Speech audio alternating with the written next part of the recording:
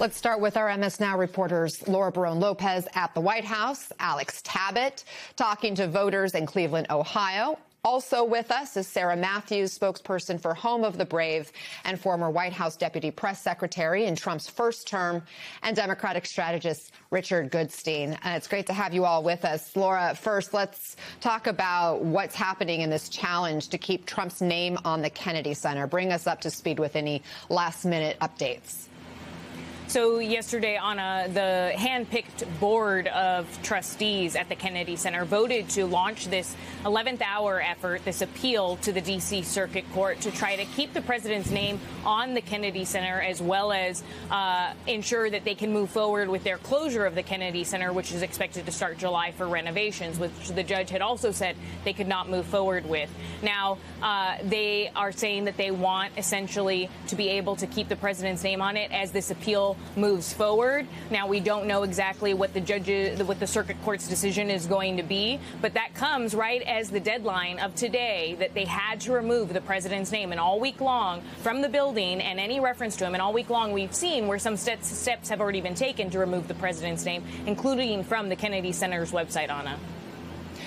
The UFC fight planned for Sunday is also facing this legal challenge. If the event does happen, how exactly is it supposed to go down, Laura? Well, it's going to be filled with a lot of spectacle, Anna, and we got a preview of that 90-foot claw yesterday that is dwarfing the White House right now. And essentially, it'll also include fighters walking through the chamber of the Lincoln Memorial for a face-off. Then it's unclear whether or not fighters are going to be able to use rooms like the Oval Office or the Red and Green Room in the White House to be able to walk out to that octagon ring that you're seeing there. The White House wouldn't answer that question when I asked it, referring me to the UFC. But this is occurring on 8 p.m. Sunday. The fight itself, there's supposed to be 7 fights, a dirt bike pre-show, roughly more than 4,000 seat capacity there. And the White House has told us that UFC is footing the entire bill. But I asked where some of that money from those 1 million or 1.5 million sponsorship packages are going, and if the president or his private businesses or his political interests were going to receive any money from that. And they didn't directly answer the question, essentially saying that the government is not profiting off of this at all, was the White House's official, what they told me, saying that it is ultimately UFC that is receiving the money and the profits from this event, which is marking the president's birthday, Anna. Sarah, a new Reuters Ipsos poll shows only 16% of Americans think this White House UFC event is appropriate. So why is the president so fixated on it?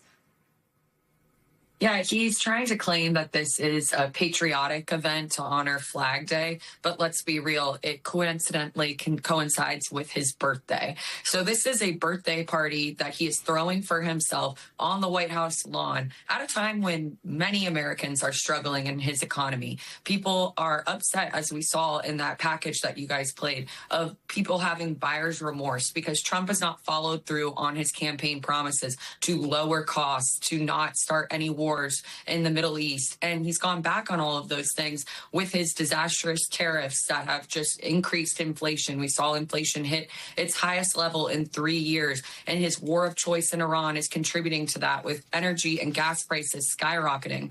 And so then you're going to go and throw a birthday party for yourself with the UFC. I mean, it's just completely out of touch. And let's also point out that while Laura noted that the government is saying that they're not profiting off of this, guess who will be profiting off of this? President Trump. He bought up to $50,000 in stock in UFC's parent company, all while hyping this event for the last few months. And he's even selling merchandise like $12,000 gold coin, commemorative gold coins to promote this event. So he is set to make a killing on this event when it happens. And so them trying to claim that this is patriotic, I mean, the guy couldn't even honor D-Day recently. He made no mention of D-Day. This is not someone doing it for patriotism purposes. He's doing it because he wants to inflate his own ego and throw himself this lavish birthday party. And it couldn't be more out of step with where Americans want his priorities to be focused on. They care about the price increases that we've seen under his watch. And that's why our organization that I'm proud to be part of, Home of the Brave, launched a $15 million digital and billboard ad campaign highlighting the sticker shock that Americans are seeing this summer as a direct result of his disastrous policies. Alex, we know this moment is reverberating beyond Washington. We showed a little sneak peek of some of your reporting there in Ohio. What more are you hearing from voters? Well, Anna, Sarah took the words right out of my mouth. We're hearing a lot of buyer's remorse here in Ohio. White working class voters are who propelled Trump to victory here in the Midwest in 2024. But right now, a lot of the people that we've been speaking to have been sounding regretful. I want you to hear what they had to say. You said you'd bring down the grocery prices. Literally, I must be the most angry person when I grocery shop because I buy the same things every week and I see it jump every week. It is not every couple months. It's literally every week. I think Trump is more concerned with getting even with his opponents this time around than he was looking out for the average Joe. If you could talk to President Trump directly right now, what would you tell him? Should you want me to really say it on air?